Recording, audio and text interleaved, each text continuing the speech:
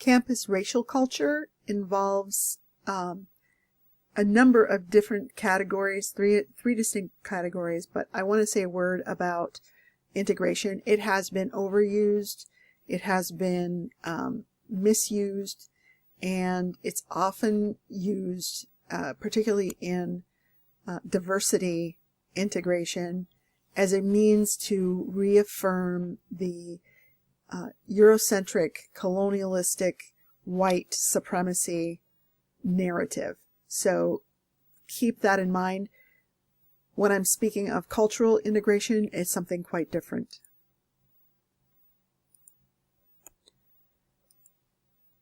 Cultural integration refers to the marriage of academic and social elements, as well as recognizing students' cultural backgrounds and identities. The integration happens as these are taken all into account and are incorporated into educational spaces, programs, practices, events, and activities.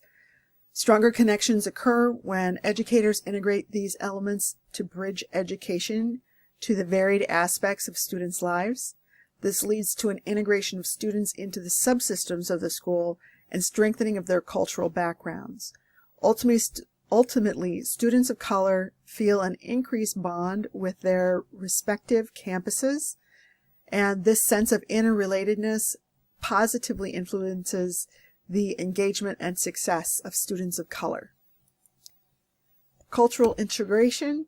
Educators can and occasionally do bridge academic and co-curricular divides, bringing about positive engagement and success among students of color.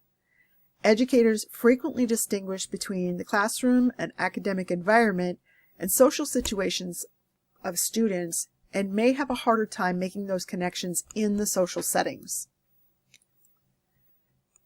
Creating equitable environments and engagement opportunities. Within the last decade, several models have been developed to accommodate the lived experiences of students from diverse backgrounds. Special attention has been paid to the conditions that facilitate success in students of color. The CECE model frames 9 indicators to construct equitable engagement opportunities in 2 broad categories. The first broad category is cultural relevance. It is made up of 5 ways that institutional environments are relevant to the communities and cultural backgrounds of diverse populations. The second is cultural responsiveness, which has to do with how campus environments respond to the needs and experiences of diverse students. Cultural relevance is made up of cultural familiarity. Undergraduate students can connect with faculty, staff, and peers who share or understand their cultural backgrounds and identities on campus. Their culturally relevant knowledge, providing culturally relevant co-curricular opportunities so that students can deepen the understanding of their own cultures and communities. Cultural community service. This encourages students to engage in, give back, and be transformative agents for their own cultural communities. Meaningful cross-cultural engagement and cultural validation. Cultural relevance is made up of meaningful cross-cultural engagement. These require the institution and educators.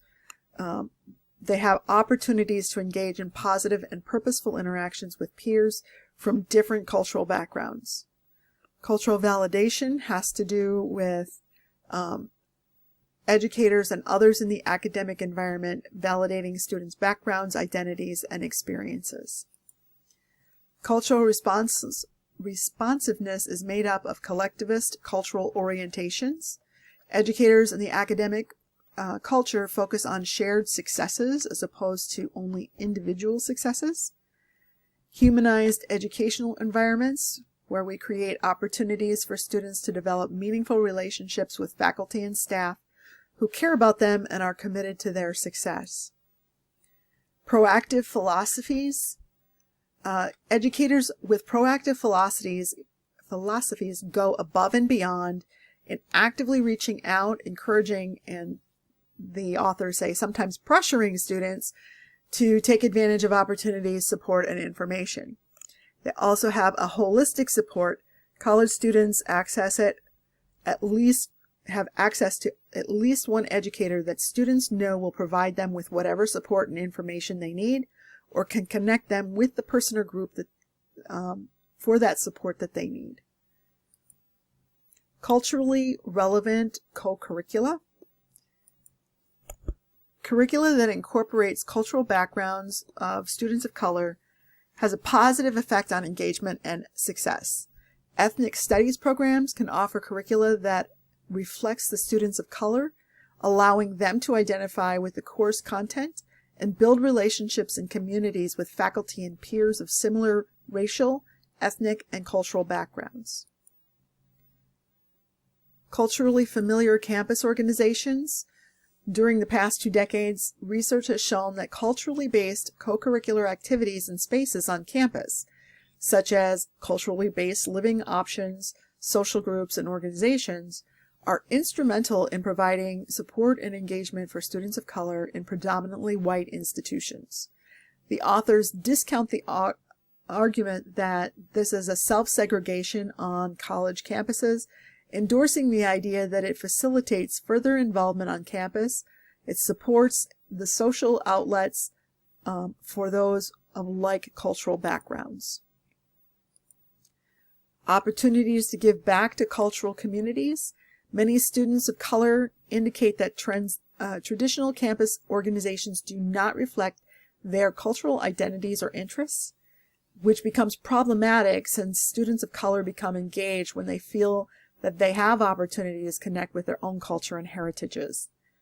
Researchers indicate that being able to engage on campus with groups that provide meaningful encounters with students of color with similar backgrounds and communities. Spaces that reflect the culture of students of color can be instrumental in reducing feelings of isolation, marginality, and alienation. These safe spaces give students of color a sense of belonging, mattering, and validation, where they can feel accepted. These can provide a sense of family that may be missing in predominantly white institutions. Cultural organizations provide shared experiences and identity, comfort, support, and develop authentic relationships. They have a stronger sense of racial and ethnic identity and can help other students of color. So this goes forward towards engaging and promoting success for students of color. Student engagement strategies. To engage students of color in these multiple approaches and opportunities in predominantly white environments. No one is going to be sufficient. Several approaches may be utilized independently, but the authors strongly urge student affairs professionals, faculty, and institutional leaders to resist the tendency to work in isolated silos and collaborate as they develop interventions. Recommended strategies include examining institutional and programmatic missions, conduct cultural climate assessments and cultural audits, foster peer networks, support culturally focused development for student leaders, and offer and incentivize faculty training and development. Mission statements guide organizational priorities and actions. Increasingly, diversity or supporting diverse student bodies frequently falls short of the ideal. Arguments against fully enacting those mission statements or those attempts to increase diversity are including being too difficult, conflicting with important institutional goals such as celebrating tradition, maintaining selectivity and prestige, and affirming free speech. These values and priorities are promoting diversity on college and university campuses. These are not mutually exclusive. Faculty and administration need to reflect on the mission and how well their practices, pedagogy, and policies align with addressing the needs of students of color. Conducting climate assessments and cultural audits. Promote the engagement and success of students of color. It is necessary to regularly assess the campus racial climate, It is crucial that these are carried out on a regular basis so the institutional community can understand how students are experiencing the campus racial climates. Authors call attention to student affairs administrators to be involved in this process since they are key to focusing institutional attention on how climate manifests inside and outside the classroom. Culture must be considered. The norms, behaviors, beliefs, assumptions, and values drive how students experience and engage on campus. As with all culture, there is a risk of ethnocentrism, accepting the status quo without critical thought or reflection. Examples can include those who are believed to be intelligent, what rigor and merit look like, and what is normal on campus. Without critical reflection and active attempts to assess the campus culture, it can lead to negative experiences for students of color. Feedback from students should not be discounted. Their voices are most accurate reading regarding their experience. There needs to be significant analysis of the data collected. Educators need to take feedback about deficiencies seriously and pursue ways to change the culture. Fostering peer networks. The peer support is crucial for students of color engagement. Connection to peers and a sense of community promote a sense of belonging and ultimately student persistence.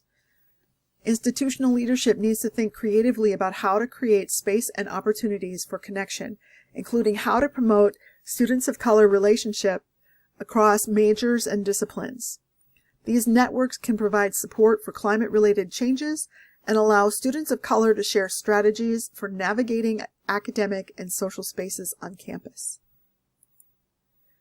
Using more senior students to become mentors of incoming students of color and summer bridge programs are useful to students of color in order to develop their peer networks. It's especially helpful for students of color to have these networks in place before the academic school year begins.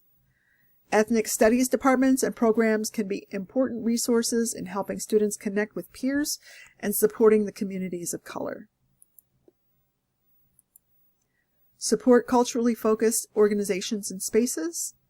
Culturally focused campus spaces and organizations are critical for the engagement of students of color.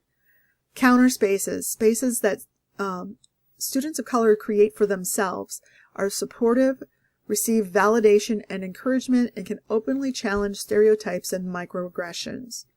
These organizations allow students of color to develop professional and leadership skills. These skills can also allow students of color to have broader engagement with the academic community, and cultural centers can also facilitate protest and resistance. Activism is also an important part of campus engagement. Campus activism allows for student engagement in the form of appreciating differences, allowing them to develop their voices and perspectives while working towards social and institutional change. Further, students of color can learn about more social issues, build critical mass, gain access to resources, and promote their engagement in social action. Discomfort felt by those in academic leadership over the exposure of racism should not preclude them from listening to and supporting student activism and social action. Calls for elimination of such spaces to prevent self-segregation do not acknowledge the important positive role that these organizations play in the lives of students of color.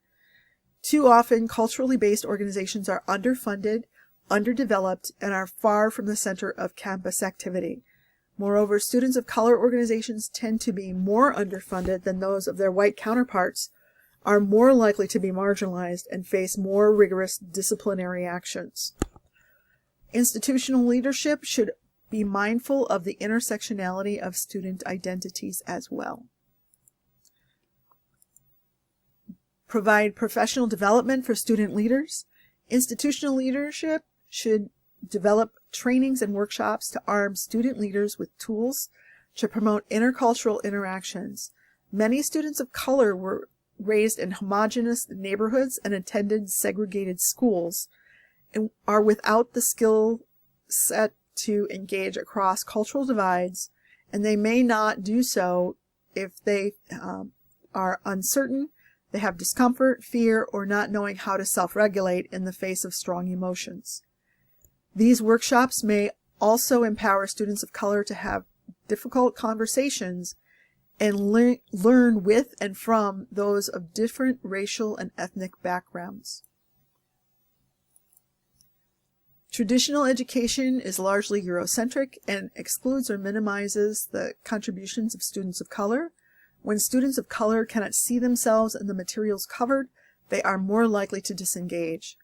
Providing faculty and student affairs educators with the opportunity to expand their knowledge so that they can incorporate diversity into their respective disciplines is recommended. Additionally, instructors should be encouraged to consider how to have difficult conversations in their classrooms while balancing the right to free speech, intellectual freedom, and a safe and respectful environment. Faculty should also be mindful that students of color should not be placed in a position of speaking about their experiences or representing their race or any other aspect of their identity. Faculty should have the opportunity to attend in-service or faculty conferences. Those that are knowledgeable about inclusive classroom settings can be called upon to observe, evaluate, and make feedback notation to professors who are seeking to become more culturally inclusive. Faculty that pursue and incorporate changes for their teaching should be rewarded and recognized. Students of color often encounter classrooms and environments that are not attuned to their needs. They are not monolithic in their identity and will need multiple strategies attuned to their backgrounds and needs to encourage engagement and success. The strategies offered have resulted in increased rates of enrollment by students of color in higher education by placing racial, ethnic, and cultural identities at the forefront of the learning process, encouraging engagement and resulting in higher success rates.